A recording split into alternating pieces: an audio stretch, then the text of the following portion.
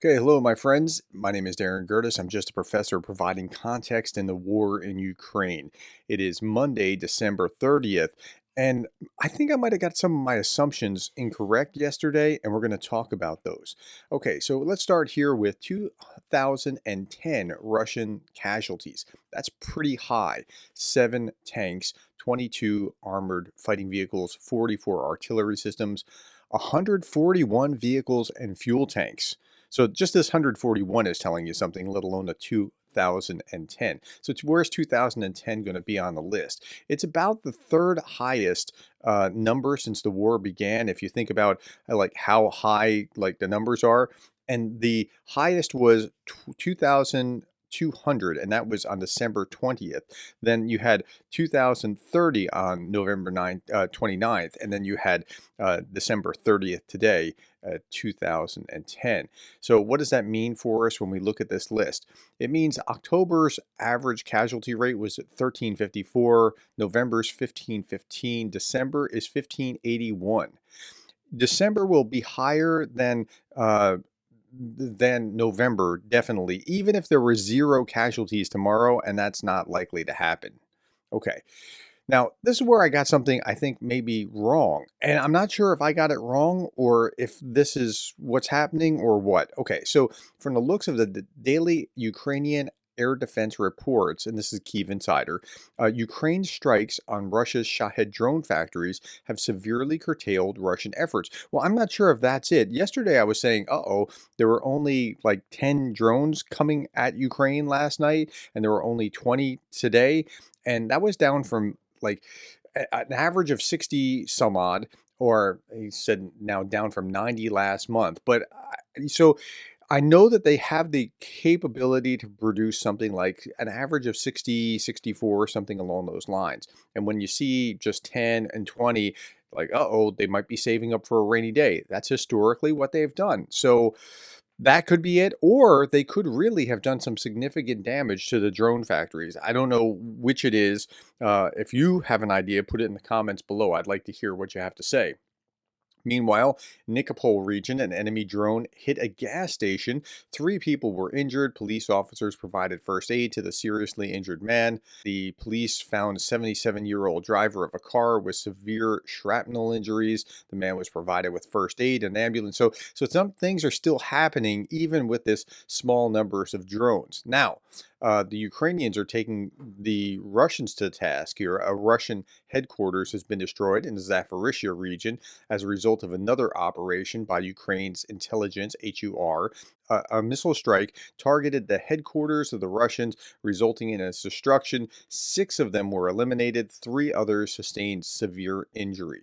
I didn't piece this what happened together until, and I'm going to show you in the order in which it makes sense.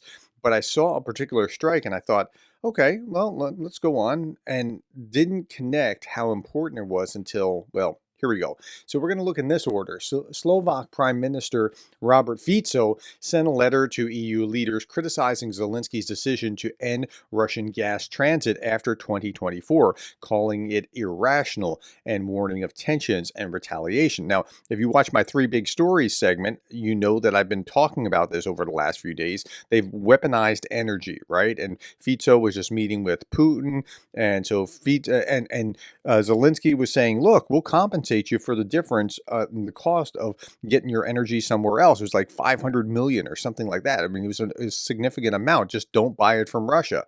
Well, then this happened last night. Jet UAVs attacked the Druzhba oil pipeline near the city of Novobukov in the Bryansk region. Well, okay, so I saw, okay, so Ukraine hit a pipeline. They hit oil depots all the time. What's the big deal? Then it clicked. Ukraine's actually going to completely blockade Russia's gas to Europe. It's not just gas, it's gas and oil, that sort of thing. So remember this picture? Yeah, this what's here. And if you look at the pipeline in the Bryansk region, there was an attack on the Druzhba oil pipeline through which oil from the Russian Federation goes to Europe through Belarus. The pipeline was damaged. So this is in Russia, but it's going through Belarus. The pipeline was damaged. The technical building on the site was partially destroyed. Ukraine was hit. It was hit by a Pelko missile. Okay, So here's a map of what that actually looks like and where it goes. So here's Russia, and then here's Belarus. And now it cuts down through Ukraine to what Slovakia, and so here's the Czech Republic, Slovakia, and Hungary, what the Slovaks are upset about, right? So that's already cut off. But if you cut it off at the source, it's also affecting the rest of Europe that accesses it as well. So again, going down here to Czech Republic, Slovakia, Hungary, and then the other one goes through Belarus up to Poland into Germany, and yeah, okay. So that's pretty significant. All right, let's turn our attention to what's going on the front lines in Ukraine. In the Kharkiv direction, one attack was repelled. In the Kherson direction, one enemy attack. In the Kupiansk direction, 6 attacks. Northwest of temporarily occupied Horlovika, 7 attacks.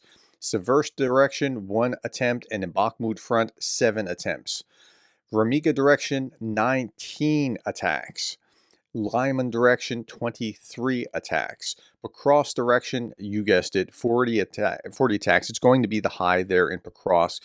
This is their focal point right now.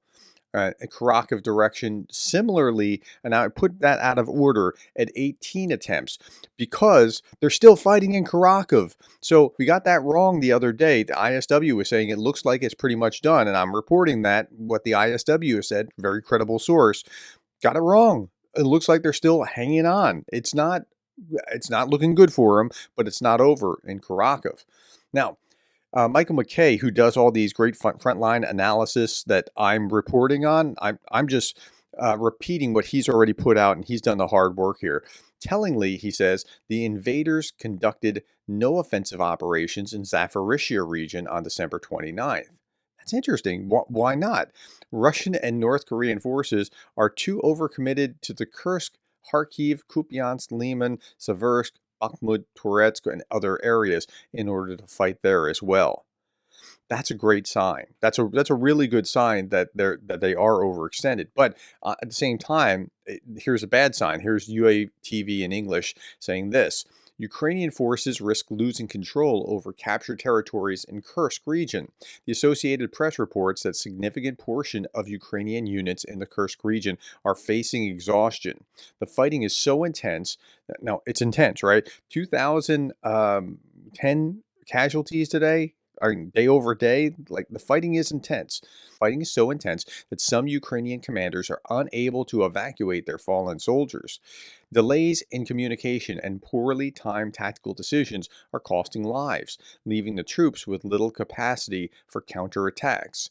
According to the report, Russia has amassed over 50,000 military personnel in the region, including soldiers from North Korea. Ukrainian forces are admitted that they were unprepared for Russia's aggressive response in Kursk and are now unable to either counterattack or retreat. So they're kind of stuck. We have no other choice, though, they say. We will fight here because if we simply fall back to our borders, they won't stop. They'll keep advancing, said a commander of a drone unit. Yeah, that's right. So better to be in there, drawing their fire. And they're doing in Kursk exactly, I think, what they're trying to do, which is to draw stuff away from other places to Kursk to fight there and to fight defensively there. And when they're fighting defensively, they're in better positions. Okay, Latvia is going to send 1,000 combat drones to Ukraine as co-leader of the drone coalition alongside the United Kingdom. Latvia plans to contribute an additional $20 million in 2025 for drone procurement to support Ukraine. So thank you to Latvia. Exactly 2 years ago, Oleksandr Matsieveskyi was killed by Russian forces. He was taken captive near Bakhmut unharmed, but he was shot dead after he spoke the words "Slava Ukraini" or "Glory to Ukraine." Now, this was cold-blooded. I mean, we saw the videos, and yeah. But he's become a symbol of resistance, and rightly so. And it's not just because of him, but because he embodies that spirit within Ukrainian soldiers.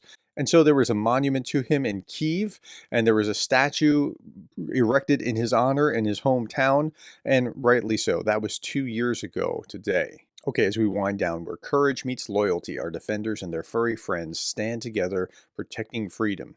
And it's interesting to think how much pets, dogs and cats have increased the morale of soldiers. I don't know how to calculate that, but that's something. Kevin Cameron Art on Blue Sky sent me this. Tonight, our cat was enthralled with your cursor movement on the screen. Her head would go back and forth, back and forth. So here we are with a cat watching the program. I don't know how much influence this is going to have, but it's nice to know that I have some feline fans. All right, my friends, thank you for your time. Thank you for the likes and the shares and the subscribes. And thank you for being the kind of person that cares about Ukraine.